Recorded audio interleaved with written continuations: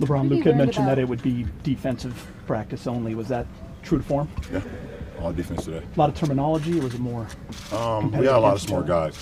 Got a lot of veterans, and then the young guys that was already here last year, they already know the terminology, so we picked it up pretty fast. What have you learned about what Luke is like as a coach? Give me some time, please. Give me some time. It's only 2 hours. Give me some time, please. Please.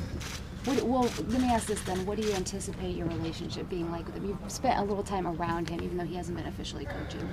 I think it's going to continue to grow over time, just like all my coaches I've had in my career, or in my life, period. I mean, if you would have asked me what my relationship would be with my first high school coach when I was in the 9th grade, I would have told you it would have been terrible because he cussed us out every single day at practice. Keith Danbrod, I love you. I do love you. Dave, you know that. But our relationship grew more and more, and he ended up being probably the best coach I ever played for. So, just give me some time. LeBron, what was the major difference between the pickup games and today's organized practice? You just said it.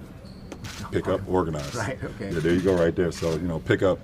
You want to try to just, you want to win the games, but it's more for the conditioning factor. And today it's more strategic. You got to have your mind in it, a lot more when you get out on the floor. LeBron, I know it was only 2 hours, but could you get a little sense of what the competitive makeup is? Some of these guys you didn't know coming in? Nah, I didn't need today's practice to know what our competitive makeup. I mean, that's what Magic and Rob and obviously Luke wanted. That's why they handpicked the guys that's here. In either the pickup or the shooting competition after practice, is there anybody on the team that you like competing against, that you like being on the opposite end? I compete against anybody and with anybody, as long as you're about winning. And I think that's what we have. So I can't give you a lot of information off one practice. It's going to continue to grow, but I love our locker room so far, and but we have a lot of work to do. It was a good start for us. There's been a lot of talk about the personalities of the veterans, right? Beasley, Rondo, JaVale, and Lance. What do you like about those guys? I love everything about those guys, and I'm the last one to ask about what people have said, because I can care less. Well, you commented that they were misunderstood, underappreciated, determined. I just wondered, what do you feel like people misunderstand about them? Well, I was just answering what Lance asked us to do that follows him. He said, what would you name this group? So I named it. LeBron, when you have a new group of guys like this, what are the most important first steps to becoming a cohesive unit? Dedication, attentiveness, and how locked in you can stay. That's what it's all about. I mean, we are here for one reason only, and that's to someday host the trophy. And that's obviously that's the end of the road. Sorry, that's the end of the road. But you have to have those type of championship habits every day. So, not only on the floor but off the floor as well. How's your patience in general with kind of building this up from scratch, like you said yesterday? I'm not a very patient guy, but I understand that I have to be, patient. Right now, I got to be patient with myself too, because this is a new start for me. It's my first year here. It's my first year in a new system. I know how to play the game of basketball, but this is all new to me too. So, I have to be patient with myself, not only with my teammates, but more with myself. Based off your early impressions, this strike you as a hungry group. It's hungry for success.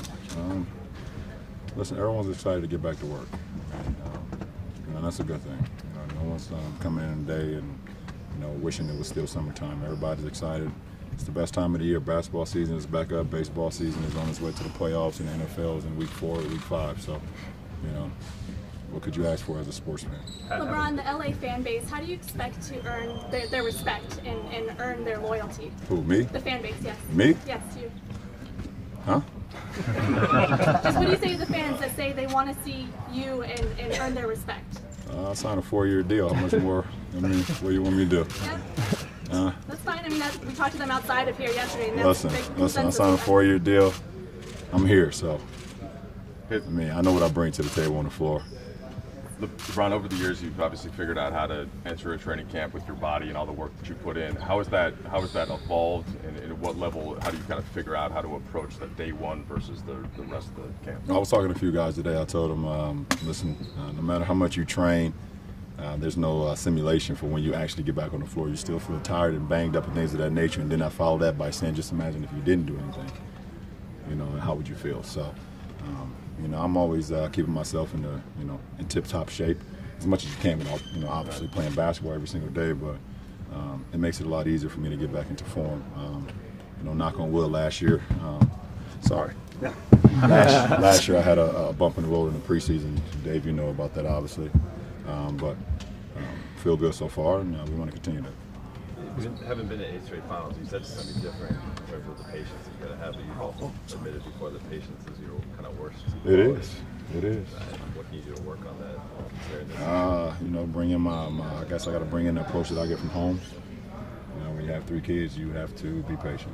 You have to understand that, and I'm not calling these guys kids because there are young men here, and some, you know, these men have families as well. But you learn that you have to be patient, and you have to gauge everyone, you know, individually very different, you know, to get the most out of them. So, you know, it will be a learning. It will be every day will be a better learning tool for me to see, you know, ways I can get the most out of each and one of these guys.